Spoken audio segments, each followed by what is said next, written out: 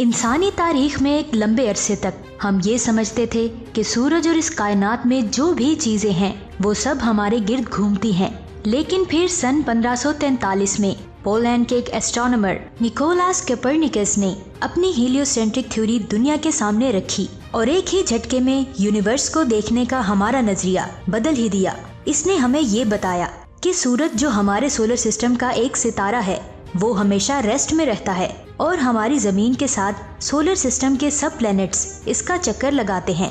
इस थ्योरी ने एस्ट्रोनॉमी की फील्ड को पूरी तरह से बदल दिया। लेकिन अगर मैं आपको कहूँ कि निकोलास कोपर्निकस पूरी तरह से सही नहीं थे तो आपका क्या रिएक्शन होगा? अगर मैं आपको बताऊं कि हमारा सूरज भी जमीन की तरह किसी का चक्कर लगाता है तो क्या आप यकीन करेंगे? मेरा आपको चैलेंज है कि आज की ये वीडियो देखने के बाद हमारी कायनात को देखने का आपका नजरिया एक बार फिर से बदल जाएगा। तो पूरी वीडियो वॉच कीजिएगा। वीडियो शुरू करने से पहले मेरी आप सबसे गुजारिश है कि अगर आपने हमारे इस channel if TV the science world को सब्सक्राइब नहीं किया तो बराए मेहरबानी हमारे इस चैनल को सब्सक्राइब करके अपने दोस्तों के साथ जरूर शेयर कीजिएगा, क्योंकि हमारा मकसद है कि हम पाकिस्तान में रहने वाले हर फर्द तक स्पेस की इंफॉर्मेशन को अपनी वीडियोस के जरिए पहुंचा पाएं। तो इस मकसद को पूरा करने के लिए आपकी सपोर्ट की बहुत ज्यादा जरूरत है। सूरज जो हमारा सबसे करीबी सितारा है, जो हॉट प्लाज्मा से बना एक स्फेरिकल ऑब्जेक्ट है। इसका डायमीटर 13,91,000 किलोमीटर है। इसका मैस हमारी जमीन के मैस से 3 लाख गुना से भी ज्यादा है और हमारे सोलर सिस्टम का 99.8% मैस अकेले सूरज ने ही कैप्चर किया हुआ है। हमारा सूरज 73% hydrogen, 25% helium, oxygen, neon, carbon और आयरन से मिलकर बना है। ये हमारी जमीन से 15 करोड़ किलोमीटर दूर है। और आपने स्कूल में पढ़ा होगा कि हमारे सोलर सिस्टम के सभी प्लैनेट्स सूरज के गिर्द चक्कर लगाते हैं। ये बात 100% सच नहीं है। असल में हमारे सोलर सिस्टम के सभी प्लैनेट्स सूरज के गिर्द नहीं बल्कि बैरी सेंटर के गिर्द चक्कर लगाते हैं। बैरी सेंटर का मतलब होता है दो ऑब्जेक्ट के दरमियान का वो पॉइंट जहां उनका कॉमन सेंटर ऑफ मैस होता है। फॉर एग्जाम्पल, अगर हम सन और अर्थ की बात करें तो हमारी जमीन का मैस सूरज के मुकाबले में कुछ भी नहीं है, तो सूरज और जमीन का बैरी सेंटर सूरज के बहुत ज्यादा करीब होगा। तो अगर हम हमारे सोलर सिस्टम की बात करें तो जैसा मैंने आपको बताया कि अकेले सूरज ने ही हमारे सोलर सिस्टम का 99.86% मैस कैप्चर किया हुआ है, तो बैरी सेंटर तो हमेशा सूरज के पास होगा। अब वो सूरज के पास कहाँ है ये किसी को भी नहीं पता, लेकिन साइंसदानों का मानना है कि सोलर सिस्टम का बैरी सेंटर सूरज के सेंटर से लेकर उसकी सरफेस के आसपास तक हो सकता है। बैरी सेंटर की पोजीशन कभी भी फिक्स्ड नहीं होती और सोलर सिस्टम के हर प्लैनेट की मूवमेंट के मुताबिक चेंज होता रहता है।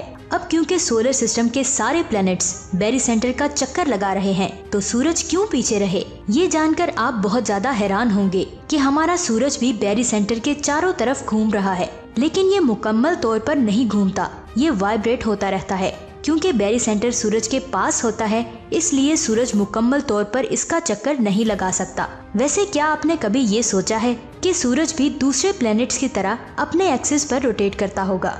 जवाब है हाँ, सूरज भी हमारी जमीन की तरह अपने एक्सिस पर रोटेट करता है और उसे अपना एक रोटेशन कंप्लीट करने में अंदाजन 27 दिन लग जाते हैं।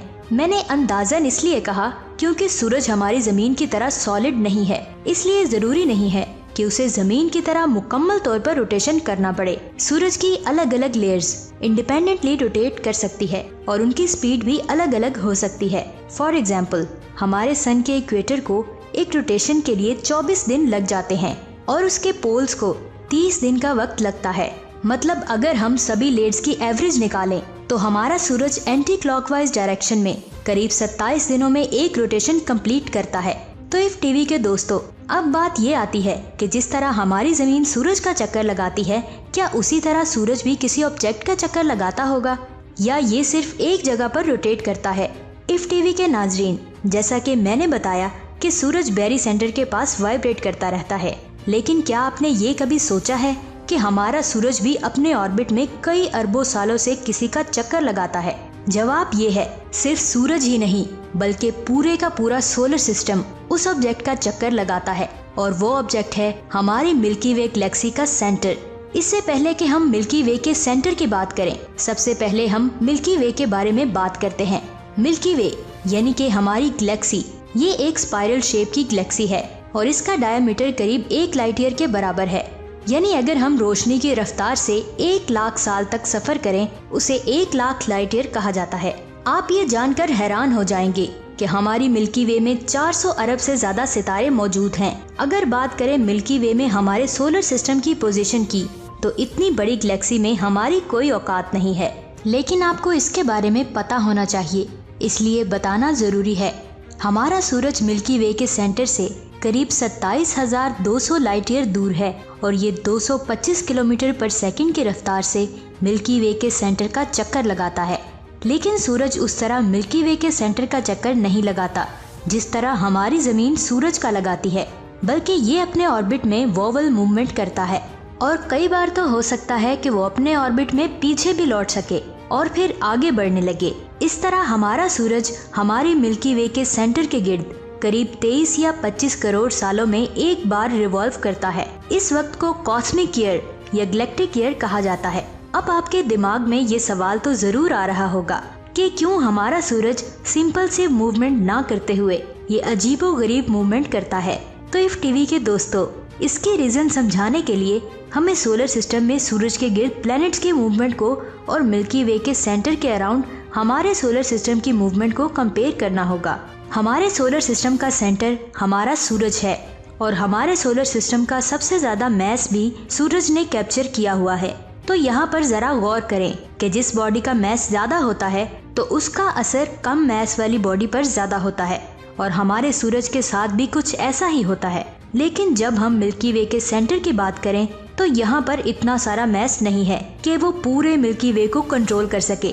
मिल्की वे का ज्यादातर मैस स्टार्स और डार्क मैटर की फॉर्म में मौजूद है। इसका मतलब ये है कि सूरज को अपने ऑर्बिट में हमेशा ही कई सारी ग्रेविटेशनल फोर्सेस से लड़ना पड़ता है और यही उसके अजीबोगरीब मूवमेंट की वजह है, क्योंकि हमारी मिल्की वे का सेंटर हमारे सोलर सिस्टम के सेंटर जैसा नहीं है। 1 मिनट रुकिए, मिल्की वे का सेंटर कितनी बार कह दिया मैंने, लेकिन आखिर मिल्की वे का सेंटर है क्या, उसका नाम क्या है? असल में हमारे पास इसकी कोई सॉलिड इंफॉर्मेशन नहीं है। मिल्की वे के सेंटर को गैलेक्टिक सेंटर का नाम दिया गया है। ये वहाँ मौजूद है जहाँ ब्लैक होल सजिटेरियस भी मौजूद है। हमारे एडवांस टेलीस्कोप वहाँ देखने के काबिल तो हैं, लेकिन प्रॉब्लम ये है कि वहाँ जो कुछ भी है वो इंटरस्टेलर क्लाउड से घिरा हुआ है, मतलब गैस, प्लाज्मा और डस्ट के बादलों से। इसके अलावा कहा जाता है कि गैलेक्टिक सेंटर के चारों तरफ बहुत ही कम दूरी पर 1 करोड़ से भी ज्यादा सितारे हैं। इसकी वजह से हम गैलेक्टिक सेंटर का सिर्फ अंदाजा ही लगा सकते हैं। कुछ साइंसदानों का मानना है कि वहाँ एक सुपर मैसिव ब्लैक होल मौजूद है, वैसा ही ब्लैक होल जिसकी तस्वीर हमने ली थी। लेकिन कुछ लोग कहते हैं कि वहाँ कुजार है। क्या ये सच है?